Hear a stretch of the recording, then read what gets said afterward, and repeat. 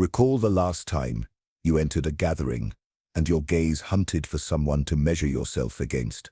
Who's smarter, more attractive, more accomplished? You smile, you nod, but inside, you're shrinking. That voice whispers, they're better, you're behind, you're not enough. But you push it down. You call it overthinking. You laugh louder, talk faster. Make sure no one notices the unease behind your eyes. Know this for certain. Insecurity isn't always loud or obvious. At times it parades as flawless execution, as relentless order, as ceaseless activity. Yet underneath every achievement lurks the silent fear of not measuring up. You peek at private messages, not from mistrust, but from the dread that you'll be abandoned. You cloak your envy in teasing remarks, not out of cruelty, but to shield yourself from feeling overshadowed. You assume the martyr's stance, not for sympathy, but because righteous indignation feels safer than confronting your own doubt. These behaviors aren't flaws, they're adaptations. Your mind learned to keep you safe. Unseen hurts, cloaked in quiet camouflage. And when we refuse to call them out, they seize the pen and write our story for us. So today, we're not just listing behaviors, we're peeling them open.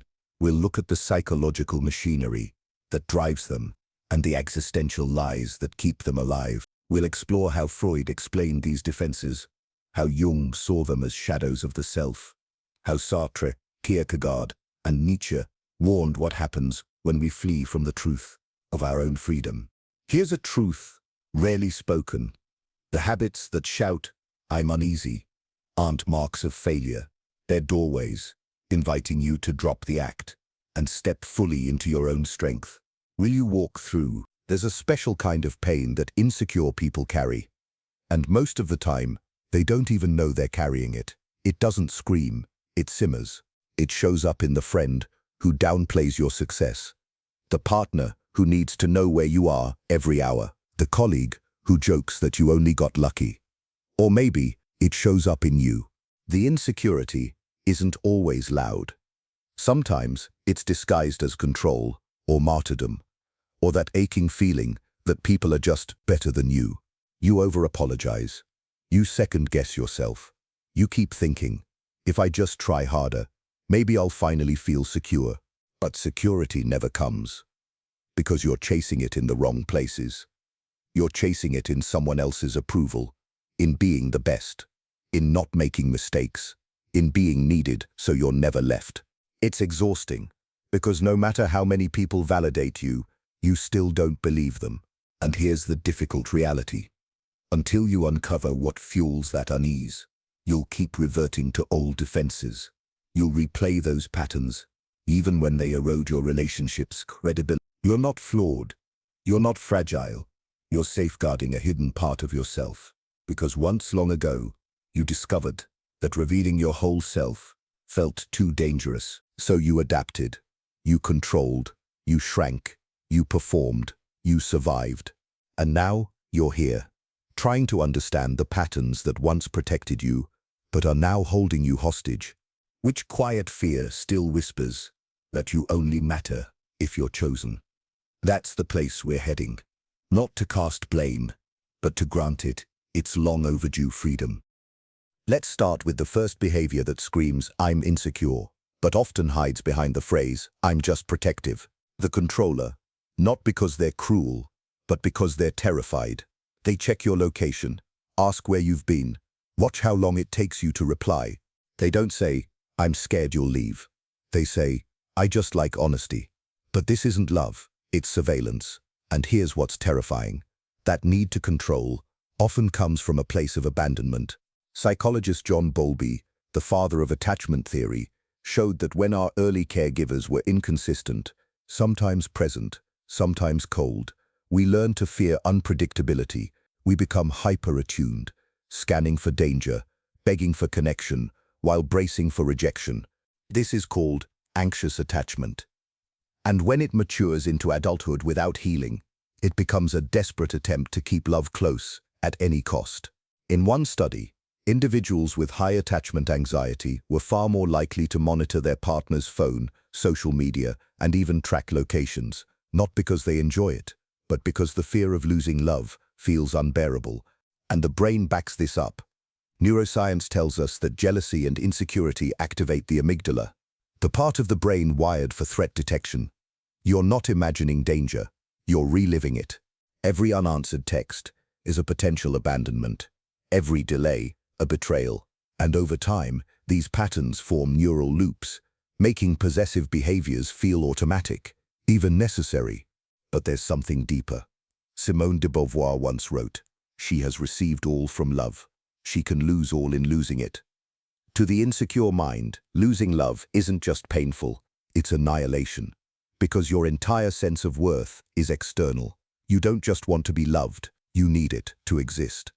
That's the prison. And controlling others becomes the desperate escape route.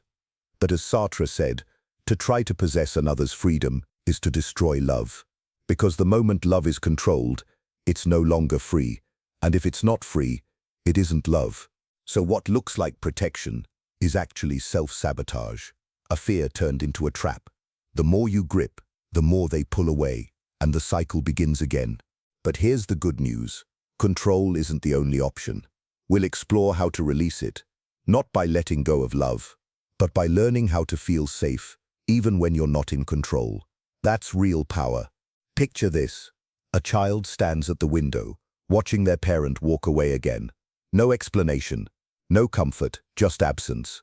And in that silence, they decide, next time, I'll hold on tighter. That child grows up. But the strategy doesn't. They become the controller, not out of malice, but out of memory. Control becomes their armor, their leash on love. Because somewhere deep down they believe, if I don't hold on, I'll be left behind. But here's the tragedy. You can't hold someone and breathe for them too. Love isn't a leash, it's a dance, and control is a dance with a ghost. Psychologist Bessel van der Kolk explains, the body keeps the score. That means the nervous system remembers what the conscious mind tries to forget. So when you feel a pang of jealousy, a need to check, to question, to grab, that's not you being irrational. That's your nervous system saying, this is the part where I get left. It's the echo of abandonment, playing on loop. And the problem with loops is, they blur reality. Your partner says, I'm just going out with friends. But what you hear is, I'm preparing to replace you. So you check, you pry, you accuse, not to hurt, but to preempt hurt. Control becomes a form of time travel, a way to outrun future pain by managing the present into submission. But here's the metaphor that changes everything. Imagine trying to hold water in your hands, tightly. The more you grip, the faster it slips through your fingers. That's what insecure love does. It tries to keep what can't be controlled, and in doing so, it loses the very thing it was desperate to keep. Trauma specialist Bessel van der Kolk teaches, emotions we never let ourselves fully feel, get lodged deep in our bodies and minds, turning a fear of loss into rigid control. And that very control creates distance between us and others. That's the emotional terrain of insecurity. A battlefield where love becomes proof, and proof becomes a weapon. But beneath the armor isn't a tyrant. It's a frightened child, still waiting at the window, still hoping someone stays. So the question isn't, how do I stop controlling? It's deeper. Can I give that inner child a love that doesn't vanish? Can I become the person who doesn't leave me? Because when you do, you don't need to grip anyone else. You become safe in your own arms. Take a slow breath right now, not to rush onward, but to simply be here. If this feels familiar, you may be facing a hard truth, that perhaps you've been projecting confidence while quietly consumed by dread, that maybe the strength you've shown was actually a strategy for survival, and that's okay. You adapted, you coped, you learned how to function in a world that didn't always feel safe. But now, you're ready to feel something different. Slow down and listen, not to solve, but to uncover. Which choice did you make? Not from confidence, but from the fear of showing vulnerability. Maybe you took control of a relationship. Maybe you belittled someone else's success. Maybe you stayed silent when what you needed most was to speak. It doesn't make you bad. It makes you human. Every behavior has a root. Every mask has a story. And sometimes, healing begins not with answers, but with honesty. Drop a single word below. No explanation needed. To let someone else know they're not alone. Not to be seen, but to set yourself free. Because saying it out loud, even quietly, is a way of saying, I see this part of me now, and I'm choosing to bring it into the light. So, how do we actually heal insecurity when it's been the background music of our whole lives? The answer isn't loud. It's not found in shouting affirmations into the mirror. It's found in 3 small, powerful shifts that pull us out of fear and into self-trust. Let's walk through them together. Practice 1. Self-sabotage pause. Whenever you feel that familiar pang of not enough, your chest tightening or mind racing, stop. Place a hand on your sternum and silently ask, what do I need to feel safe right now? Note the first word that comes. Then shift your view. Is this my truth or an old fear replaying? Inhale deeply. Exhale slowly. Neuroscience calls this thought naming your fear so it no longer runs you. Practice 2. Vulnerability timeline. On a blank page, draw a horizontal line and mark 5 recent moments you felt insecure.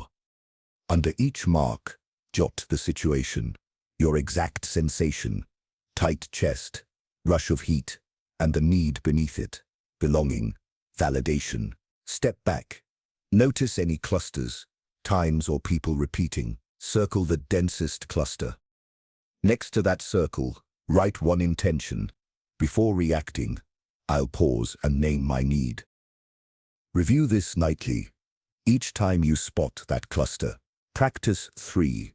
Purpose anchor choices. List your 3 core values, e.g., courage, honesty, connection. Each time insecurity rises, before any reaction, ask which value do I want to honor right now. Narrate silently. They said, I felt, I chose. Fill in with your value instead of blame. End each day by scoring your alignment. 5 is fully lined up. 1. Fully hijacked by fear. Adjust tomorrow's plan accordingly. And neuroscience confirms, repeated self-compassion physically rewires the brain. It softens the threat response. It strengthens emotional regulation. It builds security from the inside out. Let's anchor this in a real-life shift. Meet Maya. For years she micromanaged every relationship. She'd text constantly, needed reassurance daily. If someone took too long to reply, she spiraled. But through therapy and journaling, she traced it back to a childhood where love was conditional, where being easy earned praise, and being too much got silence. So she started pausing before her patterns. She practiced saying, it's okay to feel needy, but I don't need to act out of fear. She still has moments, but now they don't control her, because she's not trying to be perfect. She's trying to be real, and that's the point. Final reminder, progress isn't perfection. You'll slip, you'll react, old habits will resurface, but healing isn't about always getting it right. It's about noticing sooner, recovering faster, and most importantly, responding to yourself with kindness, not criticism. As Paul Gilbert says, self-compassion is not self-pity. It is the courage to face the pain of life with understanding. So if you catch yourself comparing, controlling, or collapsing, don't say, I'm failing. Say, this is my moment to choose, and then choose the version of you that no longer begs for worth. Recovery isn't a calm stream. It's whitewater rapids, where you learn to navigate the currents of your own fear, not of others, but of your former self. The version of you who coped by pleasing, or controlling, or hiding behind humor. That part of you served a purpose. It kept you safe, visible, loved, at least conditionally. So when you start showing up differently, when you stop apologizing for your needs, stop chasing validation, stop playing small, your nervous system might panic. It will say, this is dangerous, this isn't how we survive, and people around you might feel it too. The friend who loved being the strong one might resent your new boundaries. The partner who fed off your insecurity might get defensive when you stop explaining yourself. You're disrupting a pattern that always comes with pushback. Even Nietzsche warned, "The snake which cannot cast its skin must die, but the shedding hurts." You'll question yourself. Am I being selfish? Am I overreacting? Am I too much now? No, you're just not playing the role anymore. You're writing a new script, one where your worth isn't dependent on how quiet, useful, or perfect you are. But here's the truth. Even resistance is part of the healing. Gabor Mate says, "Not every behavior that feels bad is bad. Sometimes it's a sign you're breaking free from an old survival pattern. So when the guilt creeps in, let it be a signal, not of failure, but of growth. Because discomfort isn't always a warning. Sometimes it's a doorway." What's the hardest part of healing insecurity for you? Share it below, if it feels safe. Speak it, name it, and walk with it. Not away from fear, but toward the freedom that lies just behind it. There's a quiet moment that comes after the storm. Not a dramatic breakthrough, just stillness. It's the first time you don't check their phone. The first time you celebrate someone else's win without shrinking. The first time you say, "It feels small, but it's everything." Because for once, you're not proving anything. You're just being. This is what it feels like when insecurity begins to melt. Not because you've become perfect, but because you've become real. Kierkegaard called it becoming a self, not a mask, not a role, but an integrated, honest human being. You no longer need to play the martyr, the judge, the controller, the performer. You become the one who can hold all of your contradictions, your fear and your courage, your envy and your tenderness, your need and your dignity. It's not linear. You'll still get triggered. You'll still compare. You'll still ache. But now, you respond with presence. You don't run. You sit with the feeling. And in that moment, you realize insecurity never made you unlovable. It made you human. Carl Jung said, "Wholeness is not achieved by cutting off a portion of one's being, but by integration." And that's what you're doing now. Not fixing, not erasing, integrating. The jealous part, the afraid part, the exhausted part. They're not your enemies. They're your signals, your teachers. And when you stop fighting them, you start listening. And when you listen, you come home. So let this be your quiet revolution. You don't have to perform with confidence. You can grow it. You don't have to crush the voice that says, "I'm not enough." You can hold it, look it in the eye, and say, "I hear you, but I get to choose who I become." If this strikes a chord, let me know by commenting. "I allow myself to feel," or "My truth matters." Because it does. You do. And now, you know that. If you made it this far, that alone means something. you didn't just watch a video. You met yourself. Not the polished version, not the confident one, but the tender, unseen self beneath the performance. That takes courage. That's growth. Reflect on this. What was I really defending when I felt compelled to control? Write it down. Journal it. Whisper it, if you have to. Because even your most self-sabotaging behaviors were rooted in a need to feel safe, to be wanted. And maybe you don't need to punish those parts anymore. You just need to understand them. In the next video, why you're sad, even when nothing is wrong, the invisible cause, we'll explore another silent epidemic, chronic emotional suppression, the kind that leaves you feeling empty, even when life looks fine. Because sadness isn't weakness, it's an unprocessed truth, and we're going to give it language. If this episode helped you name a truth you've hidden, hit subscribe, not just for content, but for the community. We're building something rare here, a space where psychology meets philosophy and honesty meets compassion. And if you're someone who usually keeps things inside, consider this your permission slip. You don't have to carry it alone. Drop a comment, even one word. Let us know you're walking this path too, because in this space, vulnerability is not a risk, it's a strength. Let's close with a line from Epictetus. No man is free who is not a master of himself. Freedom doesn't mean you feel secure every day. It means you choose integrity over image, awareness over avoidance, healing over hiding, and you're already doing that. So keep going. not toward perfection, but toward wholeness. Because your truth, it matters, always has.